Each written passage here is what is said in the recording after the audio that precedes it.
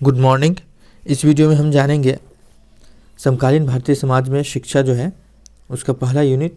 इसका जो पहला वीडियो है पहले यूनिट में पार्ट 1 था हमारा, जो कि विविधता, असमानता और वंचना था। इसको हम लोग समझे थे। और इस वीडियो में हम लोग समाज में सत्ता, वर्चस्व, प्रतिरोध, इन सबको अच्छे से समझेंगे। इसके प्रकार को जानेंगे, इसके प्रभाव को जानेंगे और विद्यालय में ये कैसे पाया जाता है और क्यों हमें ये पढ़ना है, इन सबको हम समझेंगे। तो चलिए देखते हैं। सबसे पहले इस चीज़ को समझते हैं कि समाज में सत्ता, ये सब हमें पढ़ना क्यों है। तो देखिए, पिछले भी वीडियो में हम बताए थे। तो एक बात आपसे रिक्वेस्ट करेंगे, यदि आप ये वीडियो बाद में देख रहे हैं तो इससे पहले वाला वीडियो आपके लिए देखना बेहतर है। आगे आपकी मर्जी, ठीक है। अब समाज में सत्ता, वर्चस्व, प्रतिरोध, देखिए समाज में ये सारी चीज़ें पाई जाती है। सबसे पहले इसको देखिए, विद्यालय है, आप भावी शिक्षक हैं, आप ट्रेनिंग क्यों कर रहे हैं? आप भविष्य में शिक्षक बनेंगे, ठीक ना। जो भविष्य में शिक्षक बनेंगे आप, तो शिक्षण कार्य आप मूल रूप से विद्यालय में करेंगे, ठीक है। विद्यालय में, तो सरकारी विद्यालय की यहाँ बात हो रही है, आप सरकारी विद्यालय में शिक्षण कार्य करेंगे और या फिर किसी भी विद्यालय में शिक्षण कार्य करेंगे। और जो बच्चे आते हैं वो कहाँ से आते हैं? समाज से आते हैं। तो समाज में ये सारी भावनाएं, सत्ता, वर्चस्व, प्रतिरोध, तो समाज हम एक छोटा रूप बोल रहे हैं, ठीक ना। इसका सबसे वृहत रूप आपको देश हो जाएगा समाज का। तो समाज, सत्ता, वर्चस्व, प्रतिरोध, ये सारी अवधारणाएं, मान्यताएं हमारे समाज में मौजूद है। बच्चे समाज से आते हैं, इसलिए हमारे विद्यालय में भी इस प्रकार की भावनाएं मौजूद हो सकती हैं, होंगी।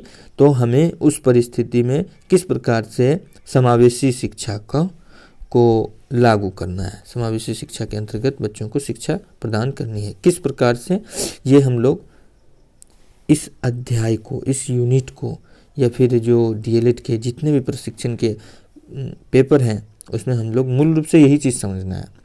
फिर उस विषय को कैसे पढ़ाया जाएगा, फिर आपको हर विषय में समझाया गया, जैसे लैंग्वेज में, ठीक है। अब हम लोग जानते हैं समाज क्या है, ठीक। तो देखिए, समाज को जानने से पहले सबसे पहले आपको समुदाय, समाज से छोटा है समुदाय, फिर है परिवार। तो परिवार तो समझ रहे हैं, है ना। परिवार में कम से कम 3 सदस्य होना जरूरी है। आप लोग ये ईवीएस में पढ़ेंगे, है ना। एक मान लेते हैं कि एक कोई जेंट्स होगा, फिर लेडीज़ होगा, फिर उन दोनों में जो है कि क्या बोलते हैं, रिप्रोडक्शन होगा, तो फिर एक चाइल्ड मिनिमम। ये एक छोटा सा परिवार है। तो परिवार, 2 या 2 से अधिक एक जैसे मिलते जुलते परिवार मिलकर के समुदाय का निर्माण करते हैं, है ना। एक समुदाय के बारे में हम लोग परिचित होंगे, एक जैसा मिलता जुलता, एक से अधिक परिवार, 2 मिनिमम होता है, एक से अधिक मिलता जुलता परिवार समुदाय का निर्माण करेगा, और 2 या 2 से अधिक एक जैसे मिलते जुलते समुदाय समाज का निर्माण करते हैं। उम्मीद है आपको समझ में आ गया होगा, ठीक है। तो समाज ये है, और समाज में ही सारी भावनाएं पनपती है। तो समाज क्या है? 2 या 2 से अधिक, या फिर हम परिवार को भी यहाँ पर डायरेक्ट ला सकते हैं, 2 या 2 से अधिक एक जैसे मिलते जुलते समुदाय परिवार का निर्माण करते हैं, ये समाज का निर्माण करते हैं, ठीक है। अब आगे हम लोग चलते हैं। इसके बाद है सत्ता। सत्ता को समझने से पहले ना आपको एक चीज़ और, जो कि इस सिलेबस में यहाँ पर नहीं है और एग्जाम में पूछता है, ठीक ना, आपको शक्ति समझना होगा, ठीक है। शक्ति क्या है? तो शक्ति हम अच्छे से समझा देते हैं, ठीक ना, अच्छे से समझाने की कोशिश करते हैं। तो देखिए, शक्ति क्या होता है? जब हम किसी अन्य दूसरे से उसकी इच्छा के अनुरूप या फिर उसकी इच्छा के बगैर अपनी इच्छा के अनुरूप कार्य कराते हैं, उससे कार्य कराते हैं या फिर अपनी बात मनवाते हैं, तो ये शक्ति हो जाता है, ठीक ना। जैसे हम कक्षा में, अच्छे से समझिए, कक्षा में शिक्षण कर रहे हैं, ठीक। शिक्षण करने के दौरान हम एक बच्चे को कक्षा में गए, बोले आज तुम लोगों को मान लेते हैं वाटर चैप्टर पढ़ाएंगे हम, पानी। बच्चे ने कहा सर नहीं पढ़ेंगे, ये चैप्टर हम नहीं पढ़ेंगे, हम सभी थोड़ा सा हम लोगों को जो है ना, ये हम लोग बोर हो चुके हैं, थोड़ा सा कोई मनोरंजन वाला गेम हो जाए। सर बोले नहीं तुमको पढ़ना ही है। बच्चे बोले नहीं सर नहीं पढ़ेंगे। फिर शिक्षक ने कहा नहीं पढ़ना ही है। तो यहाँ पर जो शिक्षक ने ये अपने उपयोग किया, अपनी शक्ति का उपयोग किया, अपने पावर का उपयोग किया, तो ये दुरुस्त नहीं है। कक्षा में हम जाएंगे तो वैसे तो लर्निंग प्लान बना करके जाना है, लेकिन फिर बच्चे की उसमें परिवर्तन भी किया जा सकता है। इसलिए बच्चों के अनुरूप बच्चा हमारे लिए महत्वपूर्ण है, जो कि एनसीएफ 2005 कहता है। आगे आप लोग पढ़ेंगे तो जानेंगे एनसीएफ 2005। इसके अकॉर्डिंग हम लोगों के लिए बच्चा इंपॉर्टेंट है, ना कि बच्चे के लिए शिक्षक इंपॉर्टेंट है। ठीक है, आगे अब हम लोग देखते हैं शक्ति। शक्ति तो समझ में आ गया, फिर से अच्छे से समझ लेते हैं शक्ति है क्या। यदि हम किसी समाज में या फिर कहीं भी किसी व्यक्ति या समूह से उसकी इच्छा के बगैर या फिर उसकी इच्छा के अनुरूप, अपनी इच्छा के अनुरूप हम कार्य कराते हैं, तो वह शक्ति कहलाता है। ठीक है, अब देखिए शक्ति का निर्वहन कौन करता है? सत्ता करता है। तो सत्ता क्या है, अच्छे से इसको भी समझिए। जब बहुत सारी शक्तियाँ समाज में, जैसे हम लोग ऐसे देखिए मुखिया या फिर वार्ड सदस्य, इन सब को लेकर के चलिए, तो जब बहुत सारी शक्तियों के बीच वर्चस्व को लेकर कि मेरा वर्चस्व रहेगा समाज में, हम जो चाहेंगे वही होगा, हम जो चाहेंगे वही होगा। अब ये भी यही बात बोल रहा है, ये भी शक्ति का जो केंद्र है, ये भी शक्ति का केंद्र यही बात बोल रहा है, ये भी शक्ति का केंद्र यही बात बोल रहा है, ये जो शक्ति का केंद्र ये भी यही बात बोल रहा है कि मेरा वर्चस्व रहेगा, मेरा वर्चस्व रहेगा, मेरा वर्चस्व रहेगा। तो इस स्थिति में क्या हो जाता है, एक ऐसे केंद्र की आवश्यकता पड़ती है जो इन सब के बीच सामंजस्य स्थापित कर सके, और जो यहाँ जनता है इसको अच्छे से निर्वहन कर सके, इसमें अच्छे से शासन व्यवस्था का निर्वहन कर सके, अच्छे से चला सके। तो एक ऐसे केंद्र की आवश्यकता पड़ती है जो इन सब के बीच सामंजस्य स्थापित कर सके, और वही संस्था हमारा सत्ता कहला जाता है। इसलिए अब एक चीज़ और समझिए, ये जो शक्ति का केंद्र, ये तो इसकी जो सोच विचार है वो अलग होगी, इसका कार्यशैली अलग होगा, है ना। इसका भी कार्यशैली अलग होगा, इसका भी कार्यशैली अलग होगा। तो सत्ता जो है कि विविध शक्तियों का केंद्र है। ये अलग शक्तियाँ हैं, इसकी विविधताएं अलग है, इसकी अलग विविधताएं हैं, इसकी अलग विविधताएं हैं, है ना। अच्छे से समझिएगा। तो इन तीनों जो शक्तियां हैं, इन तीनों के हम यहाँ पर एक एग्जाम्पल दिए। तो सत्ता जो है मूल रूप से शक्तियों का केंद्र है या समूह है। ठीक है, तो कैसा समूह है ना, विविध शक्तियों का समूह है। ये बात याद रखिएगा, सत्ता विविध शक्तियों का समूह। अब एक बात, जब हम सत्ता तो हो गया, ठीक। अब सत्ता का निर्वहन कौन करता है, तो इस चीज़ को अच्छे से समझ लीजिए। सत्ता का निर्वहन सरकार करती है।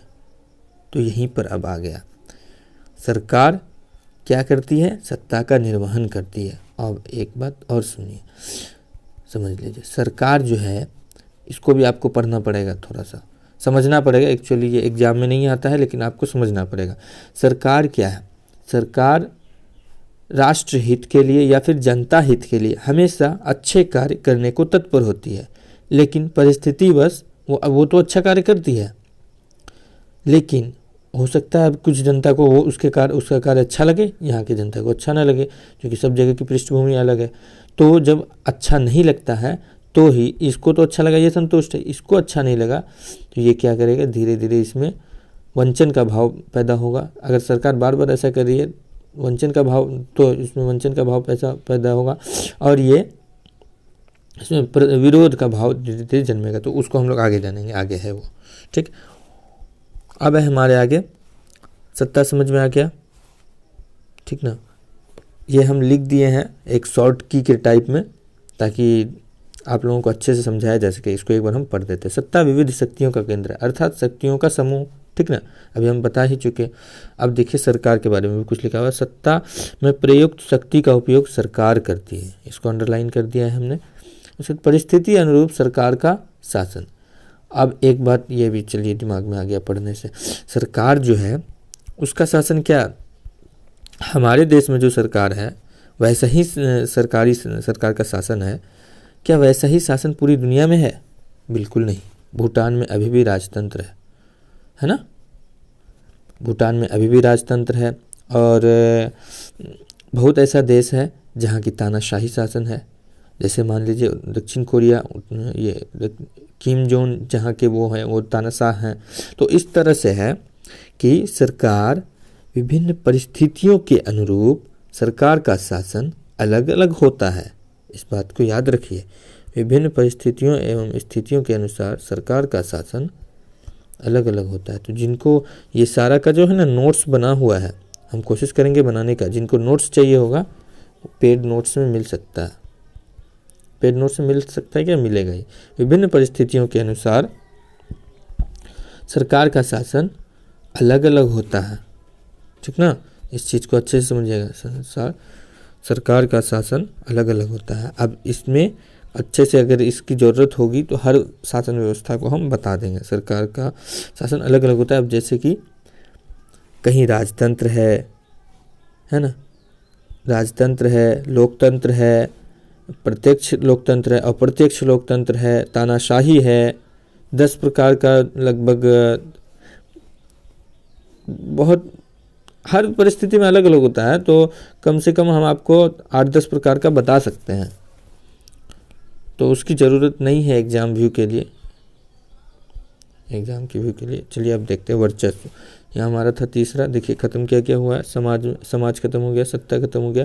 अब है वर्चस्व और प्रतिरोध, ठीक है, इसको जानते हैं। वर्चस्व देखिए क्या है, जब समाज या संस्था का कोई व्यक्ति या समूह, अब जैसे यहाँ पर हम लोग समझते हैं यहाँ एक व्यक्ति है, वर्चस्व ग्रुप का व्यक्ति है या कोई समूह है, ठीक ना।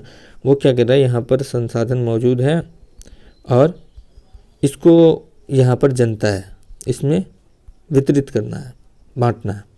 ये क्या कर रहा है, ये व्यक्ति जो वर्चस्ववादी है बोलता है नहीं, हम इस जनता को नहीं देंगे, हम इस जनता को देंगे। यहाँ पर है मेरा एक करीबी, ये बोल रहा है मेरा एक करीबी है, हम उसको देंगे सारा संसाधन। तो ये क्या है, ये जो संसाधन, इसके पास जो संसाधन मतलब कि मूलभूत आवश्यकताओं के लिए जो संसाधन होता है दैनिक जीवन के लिए, जैसे शिक्षा के लिए संसाधन, रोज़मर्रा के लिए जो रोटी कपड़ा मकान, ये सब का जो संसाधन सरकार मुहैया कराती है ना, तो ये संसाधन ये इसको बोल रहा है कि अपने इसको नहीं देंगे, हम इसको देंगे। तो ये क्या कर रहा है, ये संसाधन पर कब्जा जमाया हुआ है और इसके जो उपयोग है, इसका कहाँ उपयोग किया जाएगा, किसको दिया जाएगा, इसके उपयोग को भी सुनिश्चित कर रहा है। तो जब ऐसी परिस्थिति आ जाती है तो ये वर्चस्व कहला जाता है, और जो ये व्यक्ति है वर्चस्व वाला व्यक्ति यही कहला जाएगा, ठीक है। ये अपने वर्चस्व का उपयोग करता है और संसाधन के उपयोग का जो सामर्थ्य है वो हासिल कर लेता है समाज में और उसके उपयोग को सुनिश्चित करता है, ठीक है। उम्मीद है आपको समझ में आ गया होगा। तो अभी जो समझाए हैं उसको याद रखिएगा।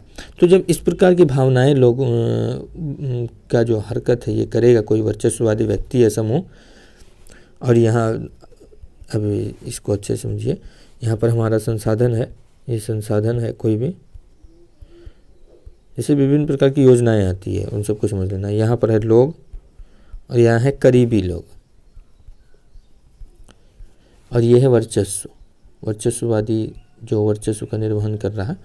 तो ये क्या कर रहा है, जब इसको संसाधन नहीं मिलेगा, ये जो नागरिक है, आम जनता है, नागरिक है हमारा, इसको आम नागरिक है, इसको संसाधन नहीं मिलेगा विकास के लिए, तो ये क्या करेगा, धीरे धीरे इसमें वंचन का भाव पैदा होगा। आप इसलिए बोले पिछला वीडियो आपके लिए महत्वपूर्ण है, आप चाहें तो उसे देखें, ठीक ना। तो इसमें धीरे धीरे किस प्रकार के भाव पनपेगा, वंचित खुद को महसूस करने लगेगा, लोगों से नीचे समझेगा खुद को, और चूँकि संसाधन उसके पास मिल नहीं पा रहा है तो वो मूलभूत आवश्यकताओं में भी पीछे रह जाएगा और खुद को सामान्य जो एक लाइन है रेखा विकास के लिए, उससे वो खुद को नीचे रखेगा और रख पाएगा और खुद को वंचित महसूस करेगा। तो इस प्रकार का जब भाव उसके साथ लगातार होने लगेगा कि नहीं, फिर संसाधन आया या कोई योजनाएं आई, फिर इस तक नहीं पहुंचा, फिर इस तक नहीं पहुंचा, तो धीरे धीरे क्या होगा, इसमें वंचन का भाव जन्मेगा। और उसके बाद यदि ये लगातार होता जाएगा तो धीरे धीरे इसमें विरोध का भाव पैदा होगा, ठीक ना, विरोध का भाव पैदा होगा, और यही विरोध धीरे धीरे आगे चल करके प्रतिरोध का रूप धारण कर लेगा और प्रतिरोध का रूप धारण कर लेगा। तो यही चीज़ है प्रतिरोध। तो ये क्या करेगा, अपने अधिकारों के लिए बोलेगा, सरकार के विरुद्ध, है ना, सरकार के विरुद्ध बोलेगा, प्रदर्शन करेगा। तो सरकार वर्चस्ववादी जो लोग हैं उस पर शासन करेगी, है ना। तो सत्ता या सरकार के अतिरिक्त कई अन्य केंद्रों के विरुद्ध भी प्रतिरोध होता है। जैसे ये वर्चस्ववादी लोग हैं, इसके विरुद्ध हम ये जो व्यक्ति है, ये नागरिक, आम नागरिक, वो बोलना शुरू करेगा। हमारे जो देश में अंग्रेजों ने शासन किया तो इसी प्रकार से हम लोगों ने विरोध किया ना, अत्यधिक हम लोगों के साथ अत्याचार होने लगा था, भारतीय लोगों के साथ अत्यधिक अत्याचार हो रहा था, तो वे लोग वंचित महसूस करते थे और मूलभूत आवश्यकताओं के लिए भी उन्हें कई प्रकार से संघर्ष करना पड़ता था, है ना। अब इसको अच्छे से समझिए। अभी जो नेक्स्ट टॉपिक है ये एग्ज़ाम में आ सकता है। पिछली नहीं 2021 में नहीं आया है, लेकिन इस बार इम्पोर्टेंट, इसको मान लीजिए। प्रतिरोध, अपने अच्छा वो हो गया। प्रतिरोध कौन करता है या विरोध करता कौन होता है? आम नागरिक। अभी हम अच्छे से समझाएं, यहाँ पर आम नागरिक था, ये जो उसका करीबी था, इसको तो सारे संसाधन मिल ही रहा है, तो ये क्यों करेगा? ठीक है। अब प्रतिरोध का मुख्य कारण क्या हो सकता है? प्रतिरोध क्यों होता है समाज में? जब संसाधनों का असमान वितरण होता है, जो कि हम समझा चुके। जन संसाधन का वर्चस्ववादी ताकतों द्वारा दोहन। यहाँ जो वर्चस्ववादी ताकत था, ये क्या कर रहा था? अपनी मर्जी से संसाधन पर कब्जा जमाया हुआ था और उसके उपयोग को सुनिश्चित कर रहा था। तो उसके जो मूलभूत का संसाधन था, मूलभूत आवश्यकताओं के लिए जो लोगों का संसाधन था नागरिक का, उसका वो दोहन कर रहा था। ठीक है। उसके बाद जनता का शोषण, सीमा से परे, ठीक ना, अत्यधिक और लगातार। सीमा से परे जब शोषण होने लगेगा इसका, हम अभी बोले थे अत्यधिक और लगातार, इस बात को याद रखना है। तो ये जो लोग था, इसके साथ एक बार किया कोई दिक्कत नहीं, ये सह लेगा, 2 बार किया कोई दिक्कत नहीं, 3 बार किया तब भी ये सह सकता है। लेकिन जब अत्यधिक होने लगा और लगातार होने लगेगा, तो एक किसी की भी सहने की क्षमता होती है, तो ये बियॉन्ड हो जाएगा, ठीक ना, परे हो जाएगा इसके। तो फिर ये क्या करेगा? संघर्ष। अब धीरे धीरे ये क्या करेगा? इसमें इन सब में आपस में मिलेगा और विरोध का भाव जन्मेगा। धीरे धीरे यही छोटा सा विरोध प्रतिरोध का रूप लेगा और यही तब धरना, प्रदर्शन या फिर विभिन्न, और एक बात, विभिन्न प्रकार से प्रदर्शन करके अपने अधिकार को हासिल करने की कोशिश करेगा। और एक बात, अलग अलग जो सरकार की व्यवस्थाएं होती है, उसमें अलग अलग प्रकार से प्रतिरोध का जो रूप है वो दिखाई देता है। जैसे राजतंत्र में अलग तरह से प्रतिरोध को लोग दिखा पाता है। अगर सामने जाके बोलेगा तो वहाँ तो राजतंत्र है, तो ऐसा नहीं हो सकता है, ठीक ना। तो और लोकतंत्र में अलग प्रकार से ये क्या बोलते हैं कि विरोध या प्रतिरोध दिखाया जाता है। तो बेसिकली ये संविधान के अनुरूप चलेगा, है ना। आगे अब हम लोग देख लेते हैं जनता का शोषण। अब देखिए, सत्ता या सरकार जब लोक कल्याणकारी कार्यों पर ध्यान न देती है और वर्चस्ववादी ताकतों को संतुष्ट करने के लिए कार्य करने लगती है, तो ये भी एक कारण है प्रतिरोध का जो रूप है वो पैदा करने के लिए। अभी यहाँ पर जो ये लोग था, ये वर्चस्ववादी लोग थे या नहीं थे, इसके करीबी थे। तो जब करीबी, ऐसा थोड़ी है जो ये अमीर है तो इसका करीबी गरीब होगा, ये भी अमीर ही होगा ना। तो जो संतुष्ट करने लगता है, ये भी वर्चस्ववादी लोग ही में से ही आता है। तो चलिए, उम्मीद है आपको वीडियो पसंद आया होगा। S1 का अगर कोई नोट्स लेना चाहेंगे तो इन सब का हम आपको अच्छे से नोट्स लिखा हुआ देंगे। 2020 में जिन बच्चों ने एग्ज़ाम दिया है, जिन प्रशिक्षुओं ने, जिन भाइयों ने, जिन दोस्तों ने मेरा, उन सब से आप अच्छे से संपर्क करके जान सकते हैं कि किस तरह से उन्होंने यहाँ से पढ़ाई की है, ठीक ना। तो खैर, हम उन्हीं से किस बैच की बात कर रहे थे अभी, ठीक। तो चलिए, मिलते हैं नेक्स्ट वीडियो में। अच्छा लगा हो तो शुक्रिया आपका देखने के लिए। और हाँ, जिनको PDF लेना हो वो कमेंट कर सकते हैं, ठीक है, शुक्रिया।